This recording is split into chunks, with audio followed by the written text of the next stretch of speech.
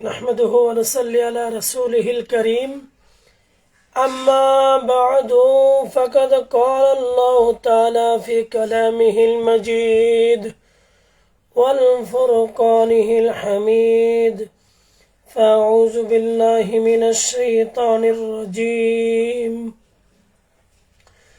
بسم الله الرحمن الرحيم وأوفوا بالعهد إن العهد كان مسؤولا آخر আলহামদুলিল্লাহ আল্লাহ তাআলার অশেষ মেহেরবানি যে আল্লাহ রাব্বুল আলামিন আমাকে আল্লাহ তাআলার অসংখ্য মেহেরবানি নিয়ামত ভোগ করে পবিত্র রমজান মাসের দ্বিতীয় রোজার মাগরিবের নামাজের শেষে আল্লাহ তাআলার অসংখ্য মেহেরবানিতে আমরা মাগরিবের নামাজের পরে আপনাদের সামনে দীর্ঘদিন পরে লাইভে সংযুক্ত হতে পেরে নিজেকে আনন্দিত উপভোগ করতেছি এবং নিজেকে ধন্য মনে করতেছি। আপনাদের সকলকে আজকে দ্বিতীয় রমজানে আপনাদের সামনে আমি যে লাইভটা করতেছি সেটা হলো ধারাবাহিক আলোচনার অংশ বিশেষ কবিরা গুনাহ সমূহের মধ্যে আজকে ৪৫তম কবিরা গুনাহ ওয়াদা খেলাপ করা সম্পর্কে আলোচনা করবে। ওয়াউফু বিল আহদি ইন্নাল আহদা কানা মাসউলা, তোমরা পূর্ণ করো ওয়াদা, নিশ্চয়ই ওয়াদা সম্পর্কে জিজ্ঞাসিত করা হবে। বনি ইসরাইল আয়াত ৩৪। এ প্রসঙ্গে মুআজ রাহমাতুল্লাহ আলাইহি বলেন, আল্লাহ তাআলা যা কিছু করতে আদেশ দিয়েছেন এবং যা করতে নিষেধ করেছেন তার সবগুলোই ওয়াদার মধ্যে গণ্য। আল্লাহ রাব্বুল আলামিন বলেন, ইয়া আইয়ুহাল্লাযীনা আমানু আউফু বিল উকুদ, ইয়া আইয়ুহাল্লাযীনা আমানু আউফু বিল উকুদ, হে মুমিনগণ তোমরা চুক্তি পালন করো।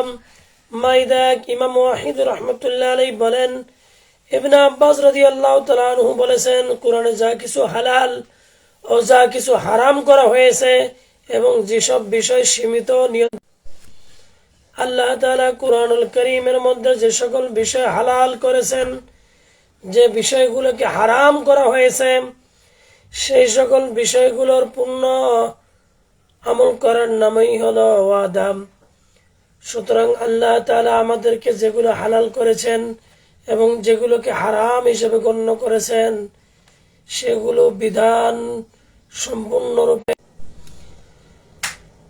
আল্লাহ রাব্বুল আলামিন আমাদেরকে কুরআনুল কারীমের মধ্যে যেই বিষয়গুলো ওয়াদা হালাল হিসেবে গণ্য করেছেন, যেই বিষয়গুলোকে হারাম হিসেবে গণ্য করেছেন।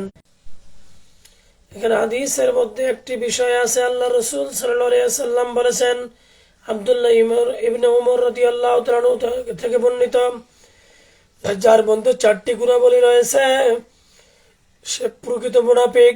১ নম্বর, যখন সে কথা বলে মিথ্যা বলে, তার কাছে আমানত রাখলে খিয়ানত করে, কোনো ওয়াদা করলে ভঙ্গ করে, কারোর সাথে ঝগড়ায় লিপ্ত হলে সীমা লঙ্ঘন করে। বুখারী। অপর এক বর্ণনায় হযরত ওমর রাদিয়াল্লাহু তাআলা বর্ণিত, রাসূল সাল্লাল্লাহু আলাইহি ওয়াসাল্লাম বলেছেন, প্রত্যেক খিয়ানতকারীর জন্য একটি করে পতাকা থাকবে।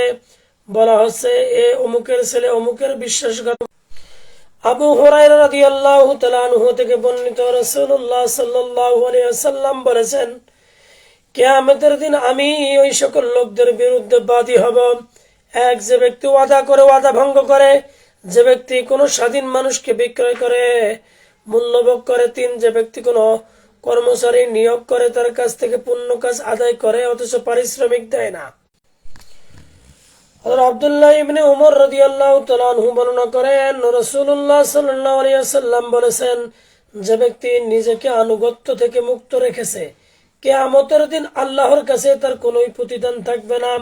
আর যে ব্যক্তি কোনো ওয়াদা ভঙ্গ করা অবস্থায় মৃত্যুবরণ করেছে সে আর যে ব্যক্তি কোনো ওয়াদা ভঙ্গ করা অবস্থায় মৃত্যুবরণ করলো সে যেন জাহিলি যুগে মৃত্যুবরণ করলো। মুসলিম।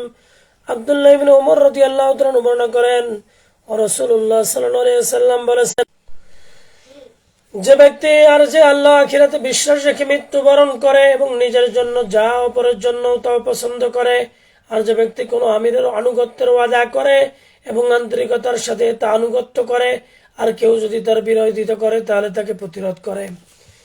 বিশাল আলোচনার মাধ্যমে আমরা বুঝতে পারলাম ওয়াদা ভঙ্গ করা, ওয়াদার বরখেলাপ করা, কথা দিয়ে কথা না রাখা, আনুগত্যের প্রতি অবিচল না থাকে, এগুলো সবগুলোই ওয়াদা ভঙ্গ করার নামান্তর।